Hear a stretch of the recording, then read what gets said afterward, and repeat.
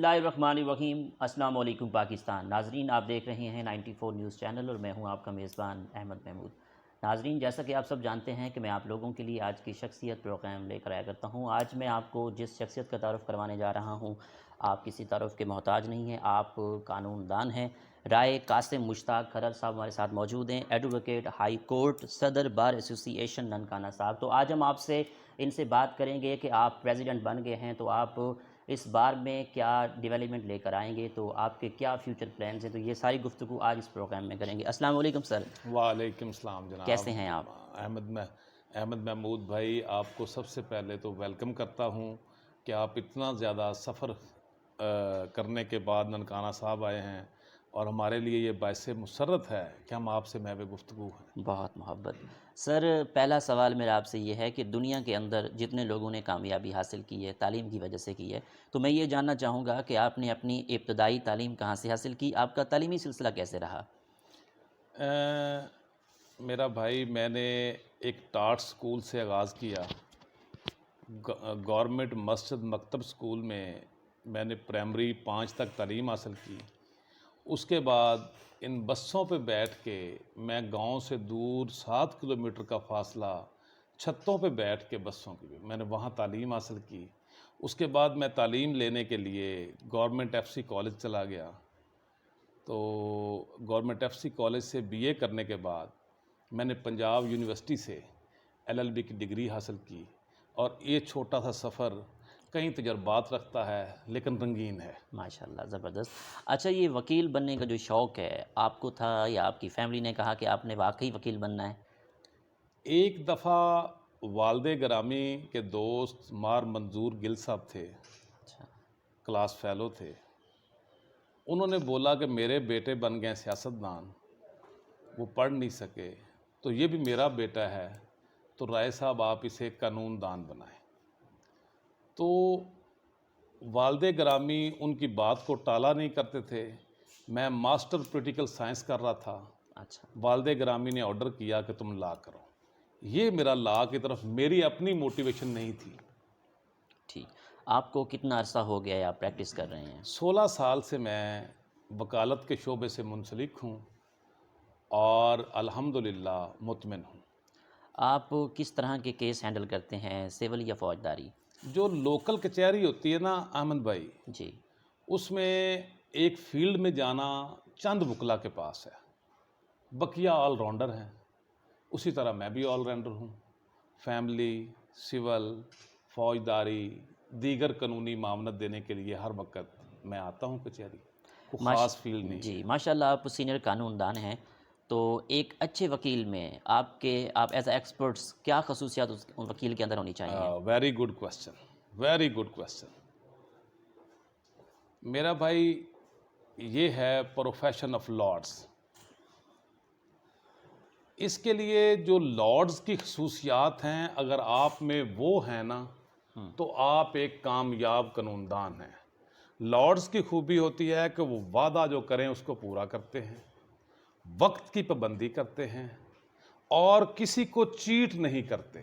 ان 3 خصوصیات کو جب ملائیں گے تو وہ لارڈز میں آئیں گی۔ بالکل۔ تو ہمارے پروفیشن کو بھی لارڈز بولا گیا ہے، اور الحمدللہ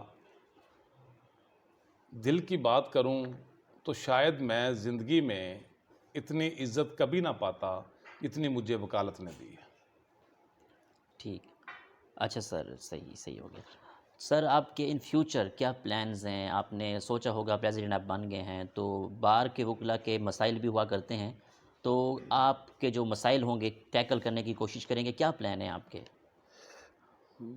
میرا بھائی، فرسٹ آف آل میں آپ کو بتا دوں، 2020 کو بار الیکشن ہوا، پھر پنجاب بار الیکشن ہوا، پھر بار الیکشن ہوا، پھر ہائی کورٹ بار الیکشن ہوا۔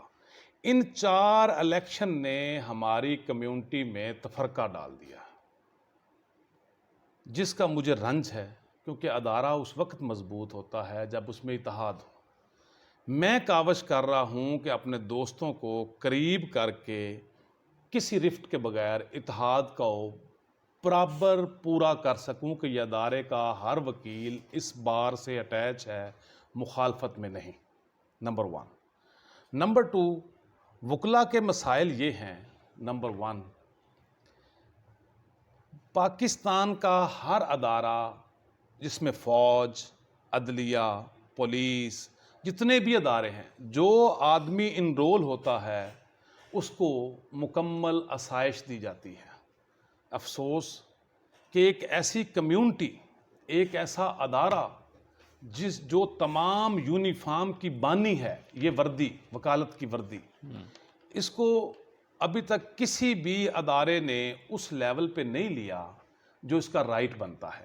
چونکہ مجھے فخر ہے کہ میں اس برادری سے بلانگ کرتا ہوں جس نے اس خطے کا خواب دیکھا، جس نے اس کی تکمیل کی، جو اس کی بانی ہے، اور میرے اندر الحمدللہ ان تمام چیزوں میں بھی میں ورک کرتا ہوں اکثر۔ اس وقت وکلا کے مسائل کی بابت سب سے بڑا مسئلہ، ایک وکیل صاحب پاس ہو کر آئے، کوئی چیمبر نہیں۔ وکیل صاحب 17 سال گھر سے پیسے لینے کے بعد بار میں آئے وکالت کرنے، آغاز میں کیس نہیں۔ پھر جب وکیل بننے کے بعد ماں باپ سے پیسے مانگے جاتے ہیں نا، یا اللہ، میری دلی دعا ہے، یا اللہ وکلا سے یہ عظیمت ختم کر دے۔ وہ شرمندگی ہے ہمارے وکیلوں کے لیے۔ کیس ہوتے نہیں، کیس جونیئر کے پاس کوئی لے کے نہیں جاتا۔ اللہ پاک ان کو، اداروں کو، گورنمنٹ آف پاکستان کو، ہر آنے والے وکیل کے لیے ایک خاص اس کا آمد و خرچ طے کروانے میں اپنی پوری کاوش کروں گا۔ چیمبرز ہیں، اتنا بڑا مسئلہ پورے پاکستان میں چیمبر کا ہے کہ اسلام آباد کا ایشو آپ اگر نوٹ کریں گے تو میں نے اپنے ایجنڈے میں رکھا ہوا ہے انشاءاللہ تعالی ہر بار ممبر کے پاس چیمبر۔ میری فائل انشاءاللہ کل شام ایک ہماری میٹنگ ہے تمام مشینری ننکانہ صاحب کی سے، اس کے بعد میں اپنے تمام بار ممبران کو نوید سناؤں گا، اللہ پاک کے کرم سے، اللہ کے فضل سے، کہ ہر وکیل کے پاس چیمبر ہو انشاءاللہ۔ اچھا سر، یہاں پہ بات کروں گا کہ بار اور بینچ کے تعلق کو کس طرح امپروو کیا جا سکتا ہے؟ ہاں میرا بھائی، افسوس کا المیہ یہ ہے، اس ادارے کا ہیڈ آف ڈپارٹمنٹ سیشن جج ہے، ہائی کورٹ کا چیف جسٹس ہے، سپریم کورٹ کا بھی چیف جسٹس ہے۔ بار اور بینچ ایک گاڑی کے 2 پہیے ہیں جس کے مین ڈرائیونگ سیٹ پہ سیشن جج، چیف جسٹس سپریم کورٹ ہے۔ ٹھیک۔ لیکن المیہ یہ ہے، ان اداروں نے ہم دونوں میں اتنا اختلاف ڈال دیا ہے کہ بینچ چاہتا ہے وکیل رانگ فوٹنگ پہ ہے، وکیل دیکھتے ہیں ہمیں ریلیف نہیں ملتا، ہمارے ساتھ دوہرا رویہ استعمال کیا جا رہا ہے۔ اس معاملے میں انشاءاللہ 80% طور پر کامیاب ٹھہرا ہوں 4 ماہ میں کاوش کرنے کے بعد، بار اور بینچ کو قریب لانے میں کامیاب ٹھہرا ہوں۔ زبردست۔ لیکن جو اصل معیار ہے نا، وہ اگر ہم ایک گھر والا ہمیں عزت نہیں دے گا، ہم اسے نہیں دیں گے۔ بالکل ایسے، تالی 2 ہاتھوں سے بجتی ہے میرا بھائی احمد۔ بالکل ایسے۔ لیکن المیہ یہ ہے، جو عدلیہ ہے نا، عدلیہ جب ان کو ٹریننگ دی جاتی ہے نا، افسوس کا المیہ ہے کہ ان کو ٹریننگ میں سکھایا جاتا ہے کہ وکلا کے قریب نہیں جانا، یہ ظلم ہے۔ ہم بھی تو وہ لوگ ہیں جنہوں نے زندہ جل کر ان کو آنر دی، ہم بھی وہ لوگ ہیں جو 2 سال تک تقریباً سڑکوں پہ گھومتے رہے، پیدل چلتے رہے۔ ہم نے ان کی خاطر جو کچھ کیا ہے، ابھی تک عدلیہ نے ہمارے ساتھ ویسا کچھ نہیں کیا۔ عدلیہ ایک سٹیپ اٹھا دے تو وکلا کا معیار جو پروفیشن آف لارڈز کے مطابق ہے وہ پورا ہو جائے۔ ظلم یہ ہے، کورٹس میں 2 کرسیاں ہیں، 10 وکیل کھڑے ہیں۔ اگر وکیل کھڑا ہے، جج کو بھی کھڑا ہونا چاہیے، کیونکہ میں بھی آفیسر آف کورٹ ہوں، جج بھی آفیسر آف کورٹ ہے۔ لیکن نہیں، ابھی یہ اس معیار تک پہنچنے کے لیے ابھی کچھ وقت درکار ہے۔ بالکل۔ جو اکیلا ننکانہ صاحب تو لیکن بارش کا پہلا قطرہ انشاءاللہ تعالیٰ کل کی میٹنگ کے بعد ضرور بنوں گا۔ اچھا، ماشاءاللہ، میں آپ کے ننکانہ میں آیا ہوں، عدالت میں ہوں، یہاں پہ ایسوسی ایشن بار میں ہوں، تو سر یہاں پہ آ کے میں نے دیکھا ہے یہاں کا آفس، یہاں کا بار روم ماشاءاللہ بہت ہی خوبصورت اور کرینی سے سجا ہوا ہے، تو یہ بہت بڑی کنٹریبیوشن ہے۔ تو سر اب دوسرا سوال یہ کروں گا کہ پاکستان میں عدالتی نظام کو انصاف کی رفتار جو سست ہے اس کو کیسے امپروو کیا جا سکتا ہے؟ اس بارے میں کچھ بتائیے گا۔ یہ ایک گھر کی لڑائی ہے۔ اچھا عدلیہ کے مطابق ہے، وکیل صاحب انصاف نہیں ہونے دیتے۔ اچھا میں ایک تلخ سوال کا جواب دوں گا، لیکن افسوس 16 سال میری پریکٹس ہو گئی ہے ننکانہ صاحب میں 379 پی پی سی، 380 پی پی سی، 392 پی پی سی، 394، 395 میں ایک آدمی کو بھی سزا نہیں ہوئی۔ کیا یہ پرزوم کر لیں ہم کہ اگر ننکانے میں سزا نہیں ہوئی تو ایسا جرم ہی نہیں ہوا 15 سالوں میں؟ نہیں، جرم ہوئے ہیں۔ ناقص سسٹم، جوڈیشل سسٹم نے چور اور مجرم کو شیلٹر دینا اور مدعی کو بالکل سنب کرنے کا اصول اپنا رکھا ہے۔ میں عدالتی نظام سے سیٹسفائی نہیں ہوں، اس میں لازمی امینڈمنٹ ہونی چاہیے، اور یہ امینڈمنٹ ہمارے برسر اقتدار لوگ، ہماری عدلیہ یہ کر سکتی ہے تاکہ فوری انصاف ہو۔ معاشرے میں امن کے لیے سب سے بڑی کڑی ہے عدل کا سخت ہونا۔ اگر ایک آدمی کو ننکانہ کے چوک میں اس کا چوری پہ ہاتھ کاٹ دیا جائے، میں وعدہ کرتا ہوں ننکانہ صاحب کی عوام سونا زمین پہ پڑا ہوگا نہیں اٹھائے گی، وعدہ کرتا ہوں، کیونکہ ہم لوگ سزا سے بالکل خوف زدہ ہو جاتے ہیں۔ لیکن اگر سزا نہیں ہوگی، چور کو 5 دن اندر رکھیں گے، 5 دن 1 لاکھ روپے اس نے کما لیا 5 دن اندر رہ کے، تو وہ دوبارہ آ کے 1 لاکھ سے 5 لاکھ کا وقوع کرے گا۔ یہ غلط سسٹم ہے۔ بالکل ایسے سر وکلا کالونی کے حوالے سے بات کریں تو اس پہ کیا آپ نے سوچا ہے؟ وہی بات جو آپ سے میں نے پہلے کی، حکومت وقت، ادارے، ایجنسیز، دیگر تمام ادارے ہمارے ساتھ ہمیں اپنا مخالف سمجھتے ہیں۔ یہ ظلم ہے۔ اس کی بڑی وجہ کیا ہے؟ بڑی وجہ یہ ہے کہ آئین کی خاطر جب بھی سٹینڈ لیا ہے وکلا نے لیا ہے۔ آپ ماضی میں چلے جائیں، آپ ماضی میں جا کر دیکھیں گے تمام پارٹی سرنگوں تھیں ایک آمر کے خلاف، تمام پارٹی، یہ مسلم لیگ، یہ پیپلز پارٹی، یہ دیگر پارٹیاں، کسی میں جرت نہیں تھی آمر کا سامنے کرنے کی۔ تب ہم وکلا نے سٹینڈ لیا، ایک آمر کو شکست دی۔ اب ان آمریت کے حواریوں کو بھی ہم چبھتے ہیں، جمہوریت والوں کو بھی چبھتے ہیں وکلا۔ اس لیے میرا بھائی کچھ نہیں کہہ سکتا میں، المیہ ہے ہمارے ساتھ، کوئی ادارہ تعاون نہیں کرتا۔ جس طرح چیمبرز ہیں اسی طرح اگر ایک آرمی افیسر ریٹائرڈ ہو، ایک پولیس افیسر ریٹائرڈ ہو، ایک پولیس افیسر جوائن کرے، ایک افیسر کا تبادلہ ننکانے صاحب سے ڈی سی او کریں بہاولپور میں، اس کے لیے رہائش، انتظام و انصرام موجود ہوتا ہے۔ ہم وکلا اس لیے بھی ایک اپنے گھروں میں رہنے کے باوجود، کوئی پیئنگ کیپیسٹی نہ ہونے کے باوجود، پھر بھی انصاف کی فراہمی کے لیے عدالت میں آتے ہیں۔ ہماری کالونی کے لیے کچھ نہیں ہو رہا۔ ہمارا یہ ادارہ یہاں محکمہ اوقاف ہے، ہم لوگ پچھلے 11-12 سالوں سے کالونی کا پرچار کر رہے ہیں، کالونی کی فائل لے کے پھر رہے ہیں اداروں کے پاس، ہماری آج تک نہیں سنی گئی۔ لیکن ہم چونکہ مایوسی فعل ابلیس ہے، ہم مطمئن ہیں۔ میں نے اپنا اوتھ لینے کے بعد سب سے پہلا ایجنڈا کالونی کا اٹھایا، اور اس کے لیے میں نے یہاں ہمارے مقامی ایم این اے صاحب ہے جو منسٹر رہے ہیں، وزیر داخلہ بھی رہے ہیں، میں نے ان کے پاس ایک وفد کو بھیجا، انہوں نے مجھے گرین سگنل ضرور دیا، میں جھوٹ نہیں بولوں گا آپ سے، لیکن وہ بیمار ہیں۔ انشاءاللہ مجھے امید ہے اس میں ہم کسی طور پر پروگرس ضرور کریں گے۔ اچھا سر، یہاں پہ میں ننکانہ کی ہسٹری کے بارے میں بات کرنا چاہوں گا، تو اس پہ تھوڑا پوائنٹ آؤٹ کیجئے گا۔ ہاں جی، آپ ہیں بہاولپور کے رہنے والے ہیں، ایک سٹیٹ سے بلانگ کرتے ہیں۔ جی، الحمدللہ مجھے فخر ہے کہ میں ننکانے کا رہائشی ہوں۔ اس کی وجہ کیا ہے؟ جی، ننکانہ ایک ایسی پلیس ہے، بینگ مسلم، جس طرح میرے لیے مکہ مدینہ ہے نا، اللہ کی مخلوق، آدم کی اولاد، اور ان میں سکھ کمیونٹی، آدم کی اولاد میں سکھ کمیونٹی، ان کے لیے بھی یہ مکہ مدینہ ہے۔ پاکستان کے اسلام آباد، کراچی، لاہور کو اگر نکال دیا جائے سب سے زیادہ فارنر ننکانہ صاحب آتا ہے 3 شہروں کے بعد. یہ ایک انٹرنیشنل سٹی ہے اور یہاں پہ برتھ پلیس ہے بابا گرو نانک صاحب کی. تمام کے تمام سکھ کمیونٹی کو یہ ایریا متبرک ہے. اور یہاں پہ ننکانہ صاحب کی ایک ہسٹری میں آپ کو اور بتاتا چلوں. جی. نانک صاحب کے نام سے ننکانہ ہے.